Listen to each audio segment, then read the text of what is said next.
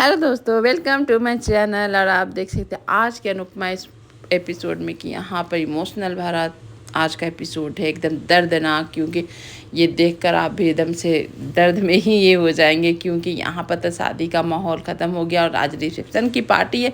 तो उसके लिए यहाँ पर छेड़ा जा रहा आर्यन और माही को लेकर कि और दोनों कहाँ, मतलब कि आर्यन है कहाँ, दोनों भाई है कहाँ। यहाँ पर देख सकते हैं कि आर्यन की ऐसी हालत देख कर प्रेम तो एकदम सदमे में हो जाता है कि उसके ये एकदम मरा सा पड़ा हुआ रहता है। और आर्यन इस तरह से देखकर प्रेम का हालत ख़राब हो जाता है। और यहाँ पर आर्यन जिस तरह से अनुपमा को बुलाया है, अनुपमा को भी टेंशन हो जाती है और आने के जल्दीबाजी में निकल जाती है। और इधर आर्यन को गोद में उठाकर प्रेम सभी घर वाले के सामने लाता है, जहाँ पर सब बैठ कर सुबह सुबह का नाश्ता एंजॉय कर रहे होते हैं। और इसी हालत में देख कर समझ सकते हैं कि एक नई नवेली दुल्हन पर क्या असर पड़ेगा कि उसका हस्बैंड का ये हालत है। और यहाँ पर वही हालत हो जाती है मतलब कि माही देख के एकदम से डर जाती है, चिल्लाने लगती है और सारे घर वाले ही डर जाते हैं। यहाँ अनुपमा परेशान है कि यार क्यों इसलिए बुलाया था, क्या हुआ। लेकिन यहाँ पर देख सकते हैं किस तरह से राघव अनुपमा को समझाता है। यहाँ पर बेचारा पूछ रहा होता है कि डॉक्टर से कि कैसी क्या हुआ मेरा बेटा को। क्या डॉक्टर यहाँ बताता है कि ड्रग्स के ओवरडोज की वजह से कार्डियक अटैक आया था, जिसमें हम लोग बचा नहीं पाए आर्यन को। यानी कि आर्यन अब अनुपमा का शो में तो रहेगा नहीं बेचारा। इस तरह से वो आज निकल जाता है।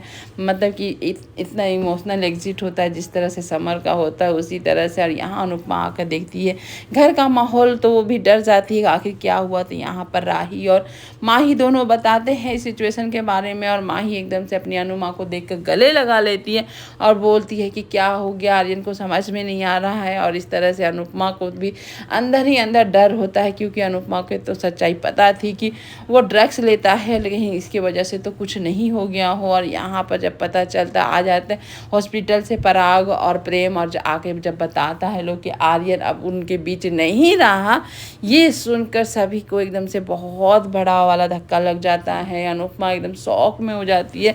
यहाँ तक कि ख्याति जो कि अभी अभी अपने बेटे को पाई थी और तुरंत ही खो भी देती है।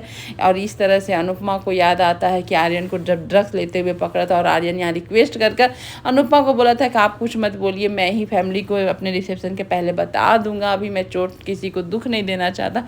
वहाँ ये सब सुनकर माही एकदम से बेहोश हो जाती है, गिर जाती है।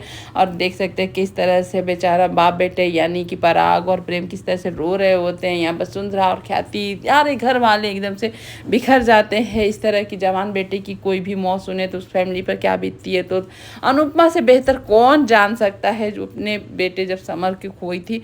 और यहाँ पे इस तरह से आज बेटी का सुहाग उजड़ गया है। सारे घर वाले यानी कि शाह परिवार हंसी खुशी आते हैं पार्टी में तैयार होने के लिए, लेकिन ये घर का हालात को देखकर सभी डर जाते हैं। और जब उन्हें पता चलता है कि आर्यन ही नहीं रहा, ड्रग्स के ओवर डोज के कारण वो मर चुका है, ये सुनकर सब परिवार भी एकदम से शौक में आ जाते हैं। जब अनुपमा रो रो के बोलती है कि उसे पता था कि आर्यन ड्रग्स लेता है, ये सुनकर प्रेम, यहाँ राही, साथ में वसुंधरा और ख्याति एकदम से अनुपमा को इस तरह से देख रहे होते हैं।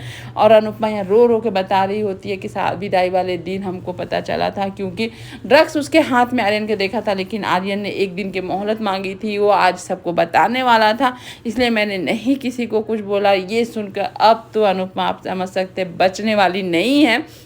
लेकिन अनुपमा के साथ इतना कुछ होगा ये तो कोई नहीं सोचा था। अनुपमा भी अपने आप में गिल्ट में है कि मैं अगर बता देती तो शायद घर वाले सब जानते तो पहले से इलाज शुरू होता, डॉक्टर से मिलते, बच्चे को बचाते। लेकिन वह उसके बाद यहाँ पर प्रेम बोलता है कि वो तो बच्चा था, आप तो समझदार है ना, आप तो सबके खिलाफ जाती हैं, खिलाफ जाकर सही का साथ देती हैं, तो आज क्या हो गया था, मेरा भाई आपकी वजह से मर गया।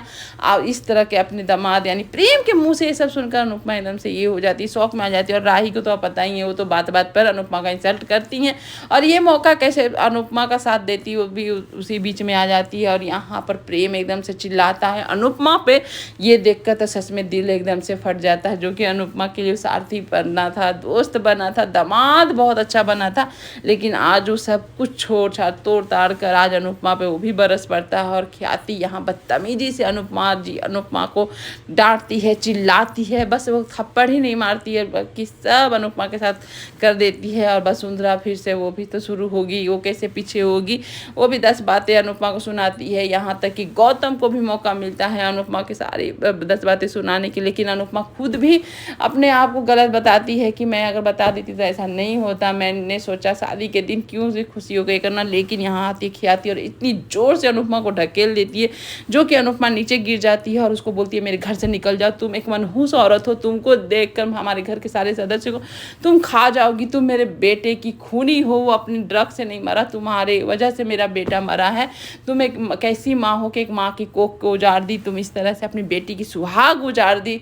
ये सुनकर अनुपमा एकदम से कान को बंद करती है, लेकिन ख्याति बोलती है कि क्यों कान बंद कर रही हो, कान खोलो और सुनो, तुम हो खूनी, तुम हो मर्डर, तुम हो अपनी बेटी की विधवा होने का ये। और इस तरह से मतलब कि सुनकर अनुपमा एकदम से ये हो जाती है। और यहाँ पर माही भी आती है और माही जब बताती कि उसे भी पता चल गया था कि वो ड्रग्स लेता है आर्यन, लेकिन मैंने उसको समझाया था, वो मान भी गया था, लेकिन मैं तो बच्ची थी, लेकिन आप जब समझ गई थी, जान गई थी, तो क्यों नहीं उसे बचाया, क्यों सबसे छिपाया।